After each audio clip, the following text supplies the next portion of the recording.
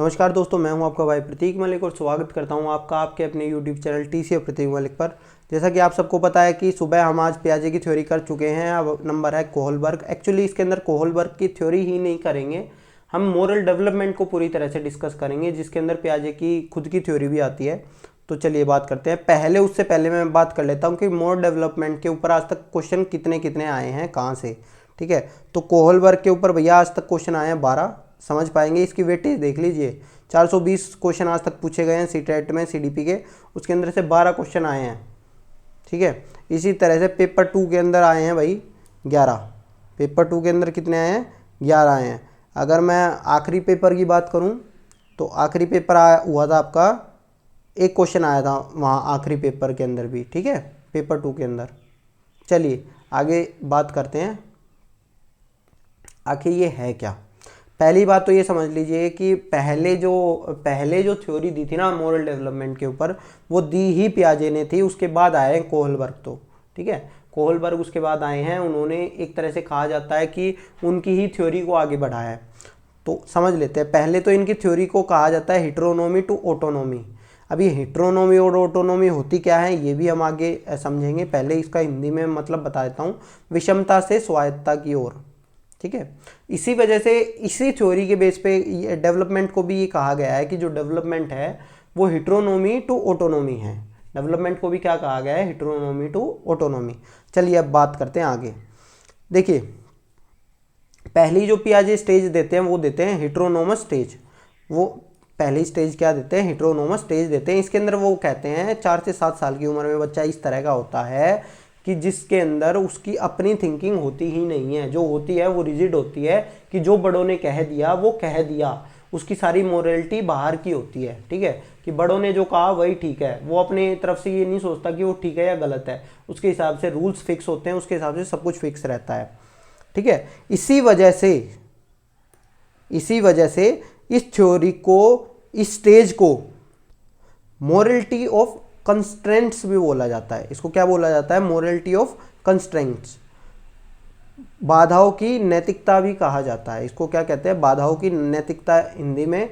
बाकी English medium आप कर लेना, इसको इंग्लिश में जरूर याद कर लेना, क्योंकि भाई देखो मैं पहले भी बताता आया हूँ आपको कि थ्योरीज हमारी 12 वालों ने दी है, तो उसको हिंदी में तो हम कुछ भी बना देते हैं वर्ड्स को। तो ये समझ लेना, क्योंकि इसके अंदर रूल्स होते हैं वो फिक्स होते हैं हमारे। इस वजह से इसको मोरलिटी ऑफ कंस्ट्रेंट्स भी कहते हैं। फिर भैया आपका आता है ट्रांजिशन पीरियड। ट्रांजिशन पीरियड जब मतलब कि आपके अंदर बदलाव आ रहे होते हैं। ठीक है, अभी तक आप ये सोच रहे थे जो बड़े कह रहे हैं वही सही है, सब कुछ है। तो 7 से 10 साल की उम्र का ये जो 3 साल का होता है, इसको बोलते हैं ट्रांजिशनल पीरियड, जो उन्होंने दिया। फिर आपका आता है ऑटोनोमस स्टेज। ऑटोनोमस स्टेज यानी कि दूसरी स्टेज पियाजे के अकॉर्डिंग। इसके अंदर कहते हैं जो मोरलिटी होती है वो हमारी इंटरनल होती है। ठीक है, इंटरनल मोरलिटी होती है, जो मैं सोच रहा हूँ वो ठीक है। इसके अंदर रूल्स को चैलेंज किया जाता है। ठीक है, रूल्स को चेंज भी कर सकते हैं। वो कहते हैं कि रूल्स को चेंज भी कर सकते हैं, रूल्स को चैलेंज कर सकते हैं। और इसी वजह से इस स्टेज को कहते हैं मोरलिटी ऑफ कोऑपरेशन। भैया ये कई बार पेपर में, अलग अलग पेपर में, पी टेट में, एम टेट में और DSSB में पूछा जा चुका है ये क्वेश्चन। इस वजह से इसको ध्यान से समझ लेना। टीचिंग एग्जाम में, TGT में भी ये पूछा गया है। तो ये क्वेश्चन बहुत इंपॉर्टेंट है। इसके ऊपर भी आ चुका है कि स्टेज को क्या कहते हैं? मोरलिटी ऑफ कंस्ट्रेंट, और इसको कहते हैं मोरलिटी ऑफ कोऑपरेशन। ठीक है, चलिए आगे चलते हैं। अब ये तो बात हो गई पियाजे की। ठीक है, पियाजे क्या कहते हैं। अब बात करते हैं कोहलबर्ग। देखिए, कोहलबर्ग की जो स्टेजेस थी वो मोरल डिलेमास के ऊपर थी। मोरल डिलेमास क्या होते हैं? ये होती है दुविधा। जब हम दुविधा के अंदर हो, हमें ये नहीं पता चल रहा कि क्या सही होगा क्या गलत होगा। ठीक है, तो ये होती हैं उसकी जो स्टेजेस हैं। उन्होंने काम किया डिलेमास के ऊपर, दुविधाओं के ऊपर। दुविधा लेके वो अलग अलग एज ग्रुप में गए। ठीक है, और अलग अलग लोगों से क्वेश्चन किया, अलग अलग एज ग्रुप के लोगों से। तो इसको इस वजह से कहा गया है stage based on moral dilemmas. ठीक है, दुविधाओं के ऊपर। इसके अंदर क्या होता है देखिए, समझ लीजिएगा। इसके अंदर 6 स्टेजेस हैं और 3 लेवल हैं। ठीक है, 3 स्तर हैं इसके, और इसकी 6 चरण हैं। 6 चरण है और 3 स्तर है, ये बात ध्यान रख लीजिएगा। कई बार इसके अंदर कंफ्यूज हो जाते हैं, कितनी स्टेजेस कितने लेवल इसके अंदर 3 है और स्टेजेस 6 हैं। अब देख लीजिए इसके अंदर ये क्या कहते हैं, ये जो इनका था ये कहते थे कि ये यूनिवर्सल है और इनवेरिएंट है। कोलबर्ग ने क्या कहा, ये यूनिवर्सल है, सबके लिए सेम रहेंगे स्टेजेस, हर चीज़ हर के लिए, और ये इनवेरिएंट है, ये बदली नहीं जा सकती स्टेजेस, ठीक है। दूसरा इन्होंने जो की थी अपनी जो ये थ्योरी थी इनकी, वो टोटली बॉयज़ के ऊपर थी, समझ लीजिएगा इसको। इन्होंने जो क्वेश्चन पूछे ना वो बॉयज़ के ही आंसर इंक्लूड किए थे, उन्होंने बॉयज़ से ही क्वेश्चन पूछे थे, उनकी सारी जो रिजल्ट था वो बॉयज़ के ऊपर ही था। फिर आता है मोरल रीजनिंग, ठीक है। मोरल रीजनिंग को इंग्लिश में कहते हैं, वो हिंदी में कहते हैं नैतिक तर्क। नैतिक तर्क यानी कि सही और गलत, ठीक है। वो सिचुएशन, वो चीज़, वो थिंकिंग प्रोसेस इन्वॉल्व होती है उसके अंदर, जिसके अंदर हम सही और गलत को पता करते हैं कि ये क्या चीज़ सही होगी और क्या गलत होगी, ठीक है। मोरल डिलेमास के मैंने आपको बता दिया कि जब ये बता पाना, एक ऐसी सिचुएशन जिसके अंदर गलत या सही का बता पाना कि क्या चीज़ ठीक है क्या गलत है। और इसके अंदर इस थ्योरी के अंदर टोटल 9 मोरल डिलेमास थे। वो 9 क्वेश्चन लेके गए थे लोगों के पास में, 9 अलग अलग स्टोरी लेके कि अच्छा वो ऐसा करेगा तो ये करेगा, तो इस तरह के दुविधाएं थी, ठीक है। 9 दुविधाओं के ऊपर है ये स्टेजेस। चलिए अब आगे स्टार्ट करते हैं। Level of moral development. Level मैंने बताया 3 लेवल हैं, तो पहले लेवल को बोलते हैं प्री कन्वेंशनल मोरल रीजनिंग। क्या बोलते हैं? Pre conventional moral reasoning. Hindi में इसी को बोला जाता है पूर्व परंपरागत नैतिक तर्क, ठीक है। ये बाह्य रूप से कहीं ना कहीं इस स्टेज के अंदर जो चीज़ होती है ना भाई, सॉरी इस लेवल के अंदर जो चीज़ रहती हैं वो एक्सटर्नली कंट्रोल्ड होती हैं। मतलब कि लोग हमारे को कंट्रोल करते हैं, हमारी मोरलिटी को। जैसा कि पहले जो आपका हिट्रोनोमी ऑटोनोमी आपने पढ़ा ना, तो उसके अंदर जो हिट्रोनोमी था उसके अंदर भी मोरलिटी को करते हैं ना, तो अब उन्होंने उसको 2 स्टेजेस के अंदर बांट दिया। पहली स्टेज के अंदर क्या होता है, जब हम चीज़ें डर के करते हैं, ठीक है। जब हम चीज़ें डर के करते हैं तो कि या तो हम पनिशमेंट से डर रहे हैं, ठीक है। इसके अंदर जो हमारी सेंट्रल थीम रहती है ना वो डर होता है, ठीक है। उसका जो मेन कारण जो हमारा काम करने का होता है वो होता है हमारा फियर, ठीक है। इसको हिंदी के अंदर मैं आपको बताऊं तो हिंदी के अंदर बोलते हैं सजा और आज्ञाकारिता अभिविन्यास। पर मैं वही कह रहा हूं कि हिंदी के वर्ड के ऊपर आप ज़्यादा ध्यान मत दो, इंग्लिश के वर्ड के ऊपर ध्यान दो, समझ हिंदी में लो, क्योंकि वहाँ वर्ड कुछ और भी आ जाएगा, क्योंकि ये स्टेजेस जो हमारी दी गई है ये इंग्लिश में ही दी गई हैं, ठीक है। अब आगे बात करेंगे तो पहली बात तो मैंने पहले लेवल के अंदर एक चीज़ तो मैंने बता दी कि या तो चीज़ डर के होती है या दूसरी चीज़ होती है बहका के, बच्चे को बहका देते हैं, ठीक है।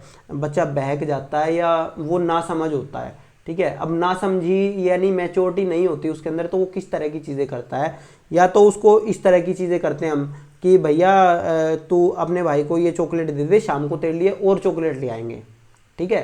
तो अब उसको क्या हुआ कि अच्छा मैं ये चॉकलेट दूंगा तो ये मेरे को और चॉकलेट दे देंगे, तो एक कंसेप्ट आ गया टिट फॉर टैट। ये मेरे साथ ही आगे ऐसा करेंगे इसलिए मैं आज ही इनके साथ ऐसा कर देता हूँ, ठीक है, कि जो मेरे साथ जैसा है मैं उसके साथ वैसा रहूँगा।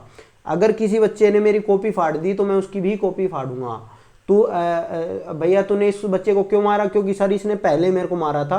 तो ये होता है टिट फॉर टैट। बच्चे के अंदर पहले जो लेवल होता है ना उसके अंदर यही चीज़ होती है बच्चे के अंदर, ठीक है दोस्तों। चलिए आगे चलते हैं। दूसरा कन्वेंशनल या मोरल रीजनिंग।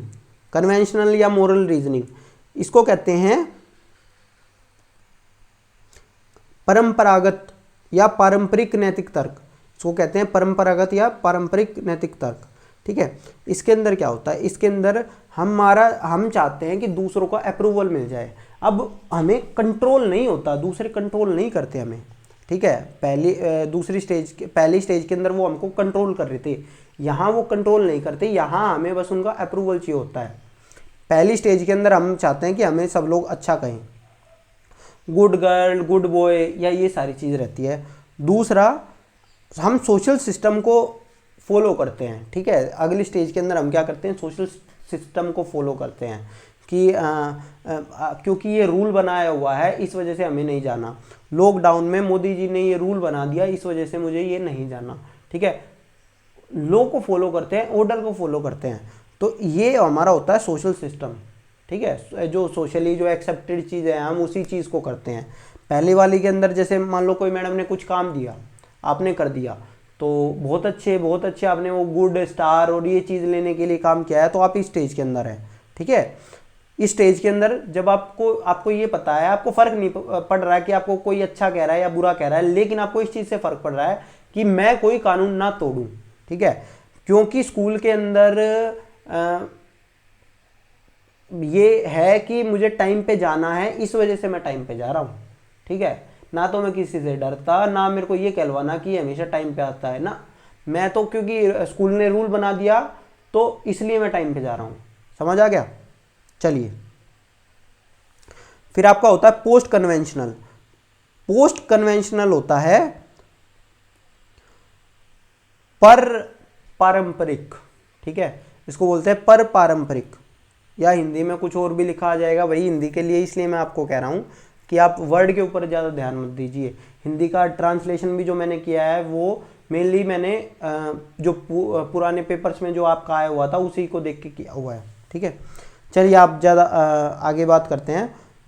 इसके अंदर क्या होता है, इसके अंदर जो होती है ये हमारी खुद की थिंकिंग के ऊपर होती है भाई, ये हमारी खुद की थिंकिंग के ऊपर होती है पोस्ट कन्वेंशनल स्टेज, ठीक है। इसके अंदर मेनली क्या होता है, स्टेज तो नहीं कहूँगा, ये लेवल है। तो तीसरे लेवल के अंदर क्या होता है कि हम रूल्स को भी क्वेश्चन करने लग जाते हैं। हम क्या करते हैं, रूल्स को क्वेश्चन करने लग जाते हैं। जो आपका वहाँ पे ऑटोनॉमी के अंदर जो चीज़ थी ना, तो ये वाली चीज़ यहाँ है कि हम रूल्स को क्वेश्चन करने लग जाते हैं कि अच्छा ये कैसे, ये क्यों है, ठीक है। और पहली वाली स्टेज होती है सोशल कॉन्ट्रैक्ट। इसके अंदर हम क्या करते हैं, री evaluate the rules and compare them with individual right. हम ये सोचते हैं कि ये इंडिविजुअल राइट कि भैया ये हमारा ये भी तो हक है, ठीक है। कि मान लीजिए मैं अभी जैसे KVS में हूँ, ठीक है, तो मैं ये कहूँगा कि ये रूल तो गलत बना दिया लॉकडाउन करके, मैं तो यहाँ सब में बैठा हूँ फिलहाल के टाइम पे, मेरे को तो अपने घर होना चाहिए था, ठीक है। तो मैं रूल्स के ऊपर चैलेंज करने लग जाता हूँ। तो ये स्टेज होती है यहाँ कि मैं अपने पर्सनल बेनिफिट के लिए मैं रूल्स को चैलेंज करने लग जाता हूँ, ठीक है। फिर अगली स्टेज आपकी आती है यूनिवर्सल इथिकल प्रिंसिपल। इसके अंदर क्या होता है, आप रूल्स को चैलेंज भी कर सकते हैं और नहीं भी कर सकते, लेकिन उसका जो बेनिफिट होता है ना वो आपको नहीं मिलेगा, ठीक है। मैं रूल्स को चैलेंज तो कर रहा हूँ कि भैया ये गलत किया, लेकिन मैं अपने लिए नहीं कर रहा। मैं मान लीजिए जो मुंबई में जो आपके काम करने वाले फंसे हुए हैं मजदूर, उनके लिए चैलेंज कर रहा हूँ, मतलब मैं ह्यूमन राइट्स की बात कर रहा हूँ, ठीक है। तो जो ह्यूमन राइट्स वगैरह की ये जो बात करते हैं, एक्टिविस्ट वगैरह होते हैं, वो स्टेज 6 के बारे में बात करते हैं। समझ आ गया? उसके अंदर आपको पर्सनल रिस्क भी रहता है चीज़ों का, ठीक है, कि आपका पर्सनल कुछ जा भी सकता है, ठीक है। तो वो होता है आपका, तो ये होती है हाई स्टेज आपकी, ठीक है, जिसके अंदर आप रूल्स को कर भी देते हैं, चैलेंज भी कर देते हैं, ये भी पता होते हुए कि आपका पर्सनली आप इससे आपको नुकसान हो सकता है। तो ये आपकी स्टेज होती है ये, ठीक है। अब आता है क्रिटिसिज्म। देखिए भाई, क्रिटिसिज्म में इसके सेम वही है, एक तो कल्चर को इग्नोर किया है, जैसे कि वाइगोत्स्की कह रहा हूँ, पियाजे ने किया था। कैरोल गिलिगन, ये एक लेडी थी, रिसर्चर थी, इन्होंने कहा कि भैया लड़कियों को तुमने क्यों नहीं लिया, लड़कियां तो अलग सोचती इसके बारे में, लड़कियां अलग तरह से आंसर देती। तो इन्होंने जेंडर के ऊपर इसको किया गया है। ये DSSS वगैरह के अंदर क्वेश्चन भी आया हुआ है, इस चीज़ को कर लेना। ये क्वेश्चन आया था कि किसने जेंडर के ऊपर चैलेंज किया है, क्रिटिसाइज किया है इनकी स्टेजेस को, तो वो थी कैरोल गिलिगन, ठीक है। Stages are invariant are not based on age, ठीक है, कि स्टेजेस है ना वो इसके ऊपर नहीं है, एज के ऊपर नहीं है। मतलब कि हम उसको ये नहीं कह सकते कि मान लीजिए कुछ बंदे 22 साल के हो गए, 25 साल के हो गए, 30 साल के हो गए, वो आज भी डर के काम कर रहे हैं, ठीक है। तो आप ये नहीं कह सकते कि जो स्टार्टिंग का जो फेज़ होता है वो जो एज इन्होंने दी है वो उसी एज के अंदर काम करेंगे कि 4 से 7 में या 7 से 11 के अंदर ही काम करेंगे, होगा वो नहीं, वो चीज़ें 40 साल का बंदा भी कर सकता है, ठीक है। तो आप ये नहीं बता सकते कि वो एज कौन सी है आपकी, ठीक है। तो अब ये एज बेस्ड नहीं है ये चीज़, ठीक है। और इसी तरह से इन्होंने अंडर एस्टिमेट किया है फैमिली को, फैमिली के बारे में कोई बात नहीं की गई। तो कई बार ऐसा होता है कि हमें फैमिली से भी पता चलती हैं कुछ चीज़ें, ठीक है, कि कुछ फैमिली जो होती है वो उनके अंदर ये ह्यूमन राइट्स वगैरह और ये चीज़ें बहुत ज़्यादा होती हैं, ठीक है। तो या कुछ फैमिलीज़ के अंदर बच्चों को स्टार्टिंग से डरा डरा के रखा जाता है, तो उनकी वो चीज़ कभी ख़त्म ही नहीं होती, तो हमने उस चीज़ को अंडर एस्टिमेट किया गया। आई होप दोस्तों आपको ये वीडियो पसंद आया होगा और आपको ये सारे कंसेप्ट समझ में आए होंगे। अब आपको ये जितने भी कंसेप्ट समझ में आए अपने दोस्तों के साथ शेयर करें, लाइक करें, हमारे चैनल को सब्सक्राइब करें, वीडियो को लाइक करें और कमेंट में बताएं आपको ये वीडियो पसंद आ रही हैं और आपको और क्या आपको चाहिए आप वो भी बता सकते हैं। और इसकी PDF आपको मिल जाएगी हमारे टेलीग्राम ग्रुप में, आप टेलीग्राम ग्रुप को ज़रूर ज्वाइन कर लेना। धन्यवाद दोस्तों।